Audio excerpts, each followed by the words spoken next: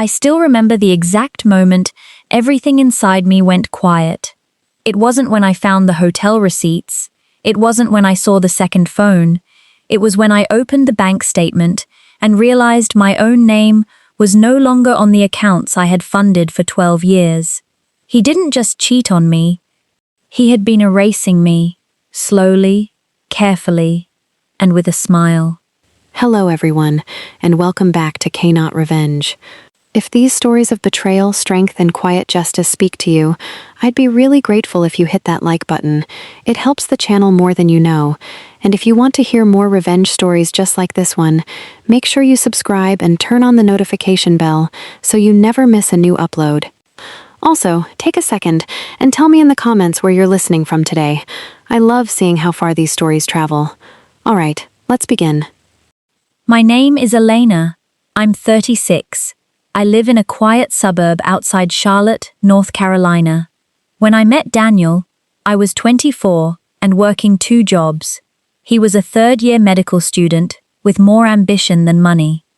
He used to say I was the only person who believed he would actually finish. I believed him so hard that I paid for almost everything. I covered his rent, I paid for his books, I took out a personal loan so he could focus on studying instead of working nights. When he matched into a competitive residency, I moved cities with him without asking questions. When the student loans started coming due, I refinanced them under my name because his credit wasn't strong enough yet. For years, I told myself it was temporary. We were building something together. That was the story I lived inside. Daniel became a successful orthopedic surgeon. The money finally started coming in. We bought a house, we got a dog, we talked about kids, but the timing never felt right. He was always almost there. I kept waiting for the version of our life where I could finally slow down. Looking back, I can see the small shifts. He stopped asking about my day. He started leaving earlier and coming home later. He smiled more at his phone than he did at me. I noticed, but I explained it away. Successful people are busy. That was the excuse I handed myself every single time. The first real crack appeared on a Tuesday in March. I had stayed home with a migraine. Daniel's laptop was on the kitchen counter, still logged in. A notification popped up from a banking app I didn't recognize. The name on the account wasn't ours. It was his name alone, and the balance was higher than anything we had ever discussed. I shouldn't have opened it, but I did. There were transfers, regular ones, going back almost 2 years. Money moving from our joint accounts into accounts I had never seen. Some of it went to a property management company in another state. Some of it went to a woman named Claire. I sat on the floor of my own kitchen and read every transaction like it was a foreign language. That night, I didn't say anything. I watched him eat dinner, talk about a difficult surgery, and kiss me on the cheek before bed. I watched him sleep, and I realized I no longer knew the man lying next to me. Over the next 3 weeks, I became someone I didn't recognize. I started checking things quietly. I found the second phone in his gym bag. I found the apartment lease in Raleigh under both of their names. I found the emails where he told Claire he was almost free and that the divorce would be clean and fast. The worst part wasn't the affair, it was the planning. He had been moving money.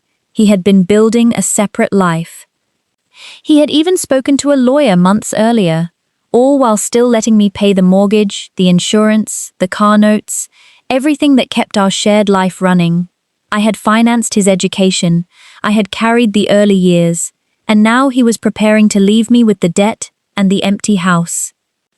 The breaking point came on a Sunday morning. He was making coffee, humming like nothing was wrong.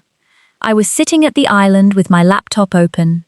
I had printed everything, the transfers, the lease, the messages, the lawyer emails. I stacked the papers neatly in front of me. When he turned around, I simply said, "We need to talk." He looked at the papers. His face changed in stages, confusion, then calculation, then something colder. He didn't apologize. He didn't beg.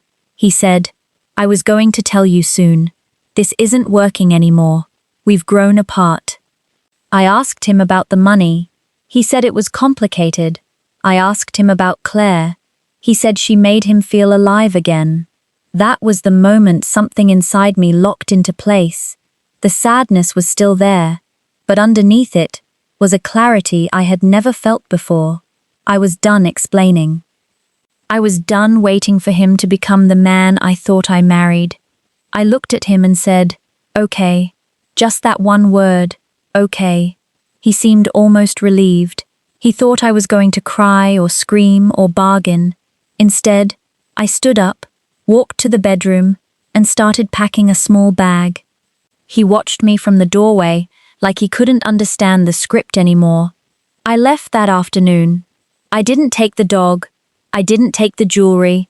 I took my laptop, my documents, and the quiet decision that I would never again let someone rewrite my life while I was still living in it. I didn't explode. I prepared. I moved into a short-term rental across town. I hired a lawyer who specialized in high-asset divorces and financial misconduct. I gathered every record I could find: old loan documents, refinance papers, tax returns, messages, bank statements. I made copies of everything and stored them in 3 different places. Then I did something he never expected. I stopped reacting. I didn't call him. I didn't text. I didn't show up at the hospital.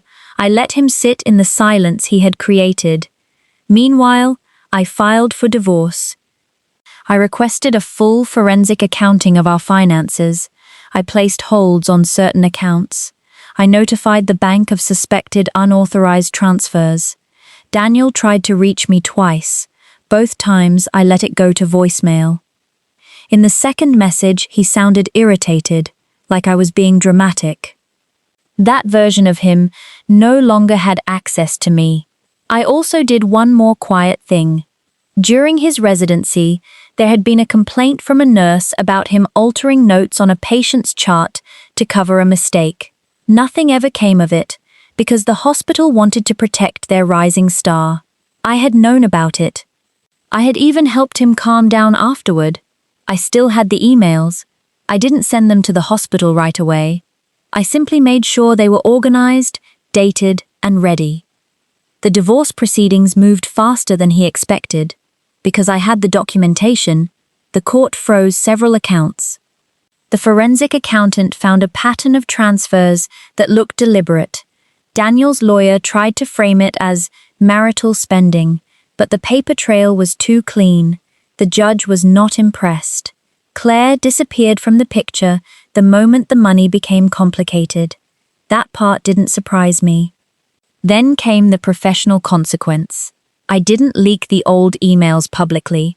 I sent them, through my lawyer, to the hospital's compliance department, along with a formal letter. I stated that I was no longer willing to protect information that could affect patient safety.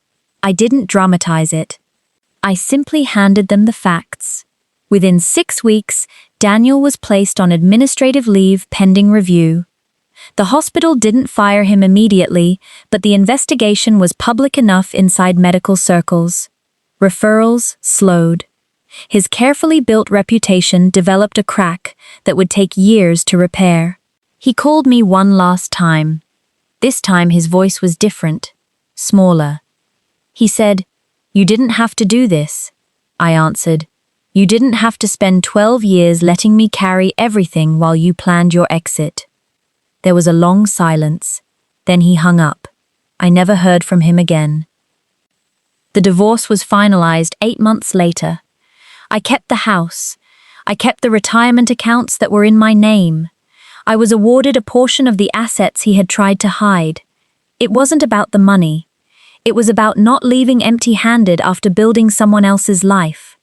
I sold the house 6 months after that. It felt too full of a version of me that no longer existed. I moved into a smaller place closer to the city. I got a new dog.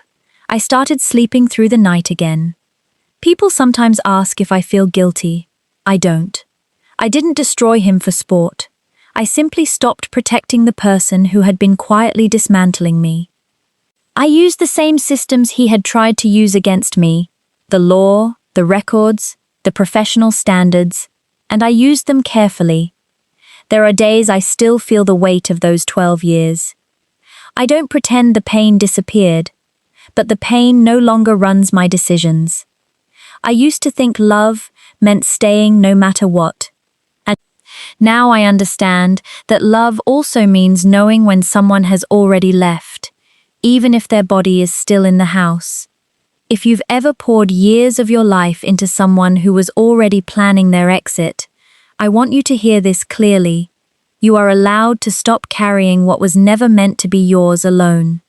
You are allowed to protect yourself without becoming cruel, and you are allowed to walk away with your name, your records, and your future still intact. The quietest decisions are sometimes the ones that change everything. You know, we've all been through some good times and some real tough ones in life. And today, with a little curiosity in our hearts, we just sat down and listened to one hell of a revenge story that happened to a friend of ours. So, how did you like the story? Definitely let us know in the comments. And listen, if you've ever had a moment where someone treated you like you were nothing, and life eventually proved them wrong, we'd genuinely love to hear your story. Send us your revenge story, your comeback, a voice note, or even a video at kaynatrevenge@gmail.com. We feature the most powerful ones right here on the channel. Your story deserves to be heard. Email us. We're listening.